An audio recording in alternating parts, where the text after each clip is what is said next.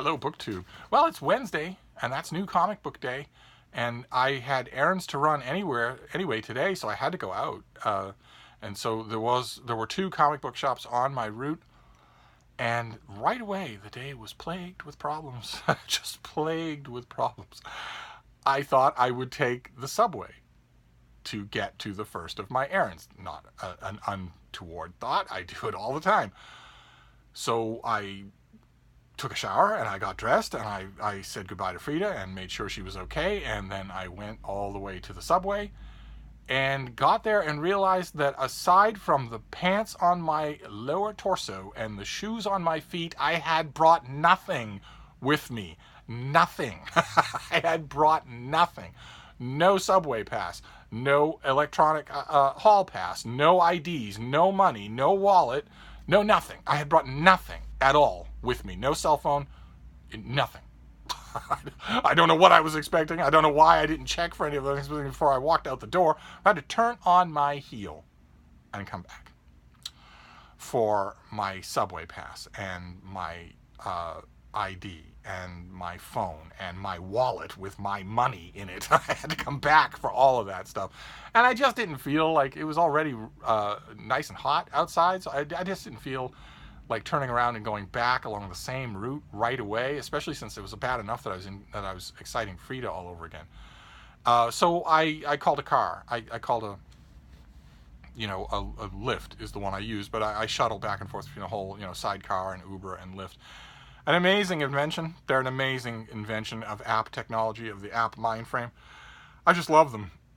Absolutely love them. The only problems, of course, are the theoretical ones, which is that because they're unregulated, you're taking your life in your hands every time. If you're in a yellow taxi cab, if you're in a normal taxi cab where the driver has a medallion that they've paid thousands of dollars for, and you get in an accident, then you have somebody to complain to, to blame.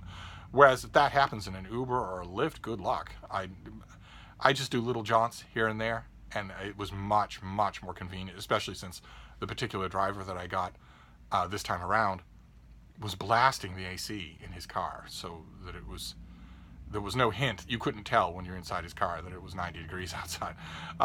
And I'm not that I'm complaining about the heat at all, because the rest of the world has been broiling. And it looks to me, if I had to guess, of course I don't pay any attention to meteorologists on the news anymore, taking well-coiffed, bumbling guesses at what's going to go on. Instead, thanks to the aforementioned app technology, I can just look at the data that they're looking at and learn what it means and learn how to make predictions of my own. And I have found I've been doing that for 2 or 3 years now, and I have found that my predictions are at least as good as theirs. So I don't bother anymore with weather channels or anything like that. I just look at barometric pressure, wind speeds, and radar images of storms, and that I use that to tell me what I can expect. And some of that information is systemic, some of it is wide, it's long term, and I would guess that this summer is going to be roasting hot everywhere. I mean, there's no doubt that 2019 will be the hottest year on record since record keeping was kept, because that has been true for the last how many years in a row? There's no doubt at all that will be true. It's just the rest of it. I think Europe, places that don't usually get heat waves, can expect a lot more of them. And a lot of the places I know, a lot of the people I know who live in especially very old European towns, are universally attesting to me in irate, aggrieved emails that their towns are simply not prepared for it at all. So we shall see. But I wanted to meet up with my boys. I wanted to meet up with my muscular teenagers, and we did. And by the time I got to them, since I'd had to take a car and I'd missed the subway, by the time I got to them, I was royally irritated with myself and with everything else in the world. And they were joking about it. They were saying, dude, you're all upset and everything. Saying, yes, I kind of am upset, so tread carefully. They never take my tread carefully warnings seriously. But at one point, and this was 2 of my boys and a few of their new friends that I didn't know. I met a whole bunch of people today for the first time. And we were a fun group. It's lots of fun company. But at the beginning, when I was all put out, I started grousing about everything, And I started saying, you know what I really need? I need a smooch. And I need a couple of the new kids were like, uh-oh, could have seen this coming.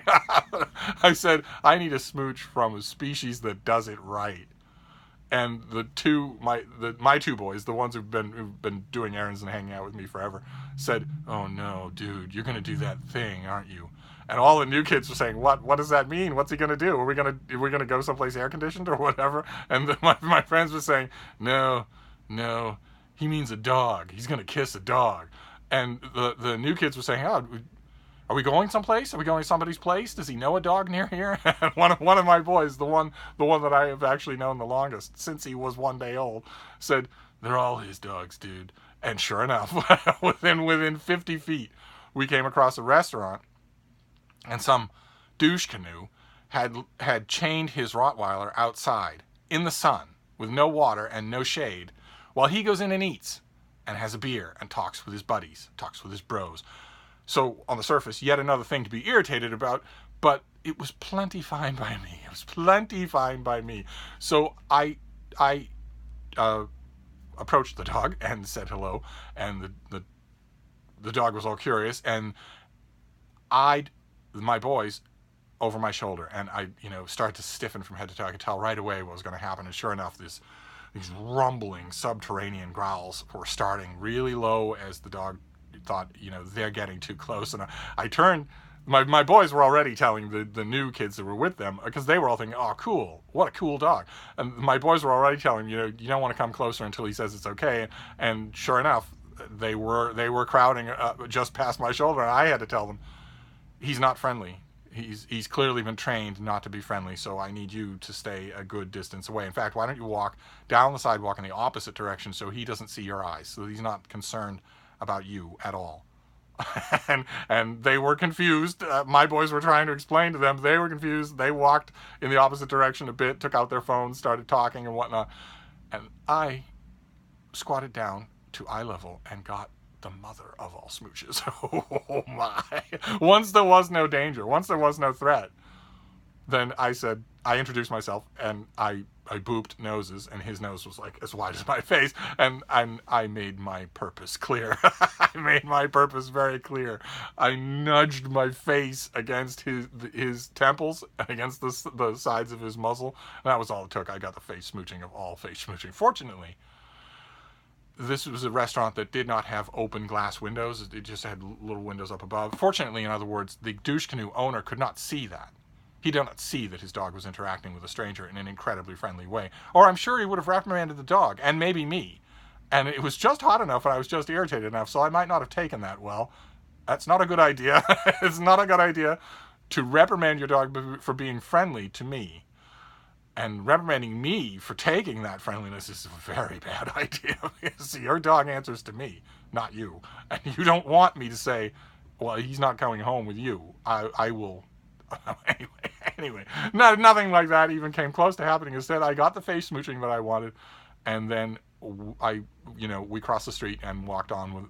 I returned to my boys, and we walked on, and eventually went to a comic shop. They don't read comics. They don't read anything. So they were deeply embarrassed by going into a comic shop. But nevertheless, I wanted to see what was new, and if you can't embarrass teenage boys in the course of a week, really, what are you doing with your time? Not that it's hard to do. Pretty much showing up looking like this is all it required for me to embarrass them. But I went into the comic shop, and of course I looked at the remainders, the hardcover remainders, because I don't really buy floppy single issues anymore. I tend not to do that. There seems to be nothing ongoing, no series that's ongoing that really attracts my interest. X-Men is a mess. Avengers is unrecognizable to me. The Justice League is a very good storyline, but it's been done to death, the current storyline that's going on. And so on and so forth, right down the line. I don't agree with any of the editorial decisions in any of the Superman comics. I don't agree with any of the writing choices in any of the Batman comics that are going on, and so on and so forth. So I generally don't. I generally don't buy floppy issues.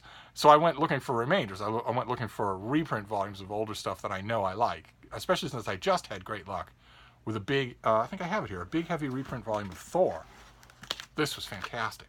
Just incredible. I'm still going through it. I'm still savoring it. It was so good. At this particular store, some of my stores are good for remainders. At this particular store, I didn't see any remainders that I wanted. I barely saw any at all. But oddly enough, I found floppy issues that I wanted. Imagine that. And like I said, the ongoing series in Marvel and DC, the two major superhero publishers, really aren't intriguing me at all. So it makes sense that the floppy issues that I got today were all 3 first issues. So I'm not buying into any run that I already knew. Instead, I was getting first issues, and I noticed when I got back and read them, they were all very good.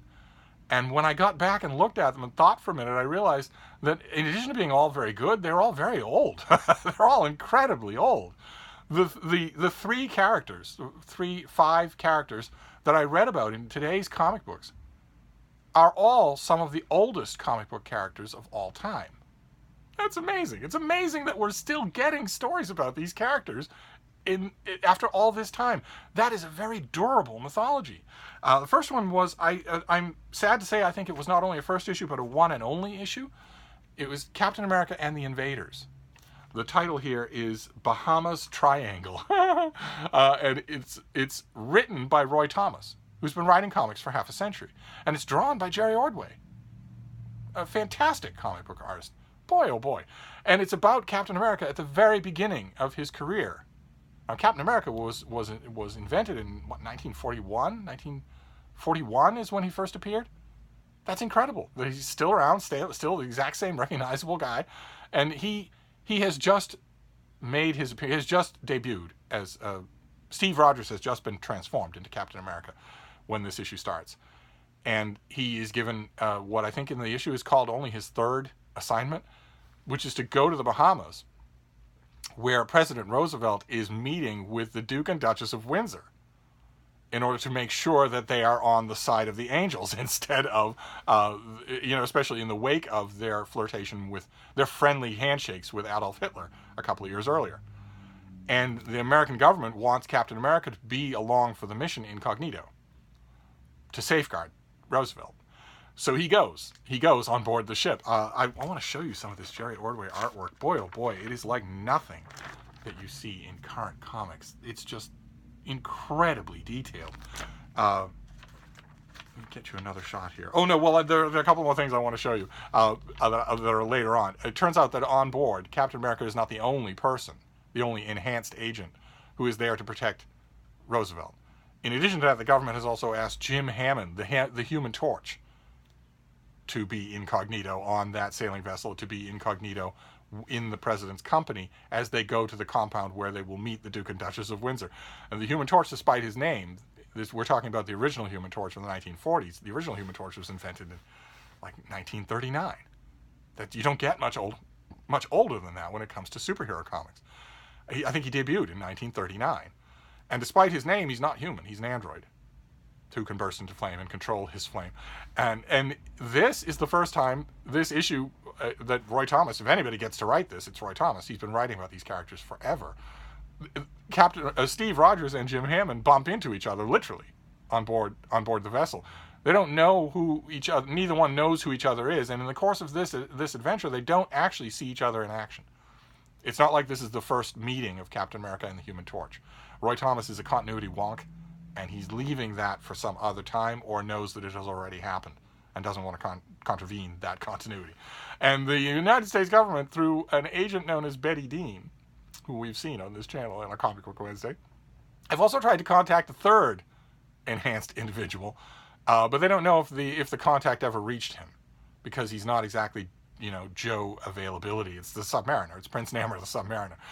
So Prince Namor the Submariner makes an appearance in this issue, but he is nowhere near the action. There's of course a Nazi submarine, and there's also a Nazi villain. and amazingly to me, the Nazi villain is a big name. It's Baron von Zemo. Look at that artwork. Will you just look at that? That is amazing. That is a figure. That panel shows a Nazi in a library sitting on a chair, and yet it's riveting. It is just riveting. Baron Zemo wants, of course, to abduct the Duke and Duchess of Windsor because he is certain that Adolf Hitler will want to keep them in Germany until he conquers England and establishes them as puppet king and queen. But Franklin Roosevelt and Captain America and the Human Torch have different ideas about that. They, of course, want to thwart that mission. And they do. But one of the things I noticed, boy, oh boy, it's impossible not to notice. First of all, Roy Thomas wrote The Invaders, the comic book called The Invaders, which was the wartime adventures of Captain America, the Human Torch, Toro, the Submariner, Bucky, and a whole host of super characters after them. He wrote that series for years, and it was wonderful. Absolutely wonderful. I don't know why there's no World War II era Invaders comic today. Marvel makes an Invaders comic, but it's set in the present day. But one of the things that we get in this issue, once Captain America and the Human Torch begin taking on the German agents that Baron Zemo has brought with him, we get a different thing. There's one panel in particular here that Roy Thomas simply could not have done 30 years ago, 40 years ago when he was writing The Invaders. The Human Torch takes on some of those gun-wielding Germans. He tells them, don't bother to shoot at me. The bullets will melt before they reach me. And then he melts one of them. Look at that. He just flat out incinerates a Nazi. That is a totally new wrinkle. Totally new. And at the end of the issue, unbeknownst to the Submariner, or to the Human Torch or Captain America, the Submariner sends a whole crew of Nazi U-boat sailors to their death. And I'm not saying that I object to this. I rather like it. Captain America is the only person in the issue who does not kill. But then I got to the end, and, the Captain America and the Human Torch, you get the sense that they sort of know there's something more to each one of them, but they have not teamed up in costume. They have not shown each other powers. And then it's over. And the issue sort of speculates that maybe they'll meet again someday. And there's an adaptation of the Invaders cover from all those years ago that Roy Thomas wrote. Well, how amazing it must be for him to write this now in 2019. And then it says, the back has a house ad. You can follow the adventures of Captain America in his own comic and the adventures of the Invaders in their own comic, but it's in the present day. There you see Bucky, who is now the Winter Soldier. And that is not the effect it had on me. The issue was fantastic, first of all, but when it was over, I of course wanted more in World War II era, not in the present day. Still, I loved it. It was a one-shot. I didn't know it was a one-shot, but I loved it. I'll put it in the box of comic books that are one-shots. The next one, I think these already appeared in some form or other. These stories. This is a miniseries. It's part 1 of 6, I believe. And this is Superman Up in the Sky. Written by Tom King and drawn by Andy Kubert. And it was fantastic as well. All about a missing little girl. Batman clues Superman in that a little girl has gone missing, and the idea is that she has been taken by a Zeta beam, which immediately gets an old comic book fan like me thinking about the planet Ran and about the champion Adam Strange, who's one of my favorite DC heroes. And sure enough, when Superman goes to the planet Ran, which is the source of Zeta beam radiation, where it's been perfected into a beam that can transport people, and of course that is Adam Strange's origin, is that he was an archaeologist and who got transported by a Zeta beam to a planet called Ran and became a superhero there. No superpowers, just lots of inventiveness, lots of gumption. And I was expecting that if Superman is going to the planet Ran to explore Zeta beam technology, that he would meet and team up with Adam Strange. He teams up in this issue with Green Lantern and Wonder Woman and Batman. But no, he doesn't. Instead, he talks to the info dumper of the Adam Strange stories, and we see Adam Strange as kind of a holographic statue. We see him as a holographic statue. But we don't... I don't know why he's not in this issue. I don't know why Superman doesn't meet him. That was kind of strange, and no doubt touches on some continuity issue that I don't know anything about. I don't know what this is or where it comes from. I get the strong impression that this was made for like a non-continuity comic, and back during the time when Superman wasn't normal, when he had the space armor and the Nehru collar and the New 52 origin, when he wasn't his normal iconic self, that somebody wrote these as the normal iconic Superman and just filed it in a drawer somewhere or published it in a different country or a different format or something or other. I don't know what else would explain this, but I can't wait for the next issue. Just thought it was absolutely fantastic. Superman decides to go in search of the girl. There's a great scene where he just takes off. Look at that. Look at that. That is awesome. That's the moment you would have, even if you're Superman. That's the moment you would have if you're about to embark on intergalactic travel that might not end well. That might not see you ever coming back to Earth. That's the moment you would have. I'm glad it's in there. And Superman, of course, is the oldest of the modern era of what we consider to be superhero comics, 1938. That's as old as it gets. That's Action Comics #1. And the next first issue that I got today at the comic shop is the first issue of an equally old character. And you might think, well, what? Superman didn't team up with anybody. Batman came later. What are you talking about? You can't have an equally old character as Superman in Action Comics #1. I certainly can. I certainly can. The first lady of superhero comics, Lois Lane, who's had her own comic many times for many, many issues, and who is the oldest female character in comic books. Never had any superpowers. Her only superpower has ever been that she's a reporter, and that she's every bit as good as her job as anybody. In fact, better than anybody. Now, the running joke in the 70s, at least, I mean, the 70s is when it became particularly virulent, is how good a reporter should she be if she's working all day, every day next to Clark Kent and doesn't figure out that he's Superman. And there were many. I have always been a stalwart defender of Lois Lane. I hate it when she's written poorly. I hate it when she's written as dumb, especially. It feels this is a character who has always been written smart since the very first appearance. Always. Yes, clueless when it comes to Superman. Yes, there was that lamentably sexist stuff that went on in the 50s and early 60s where all she wanted to do was trick Superman into marrying her. But all throughout it, she was also getting headlines. She was also a single employed woman in a man's world. And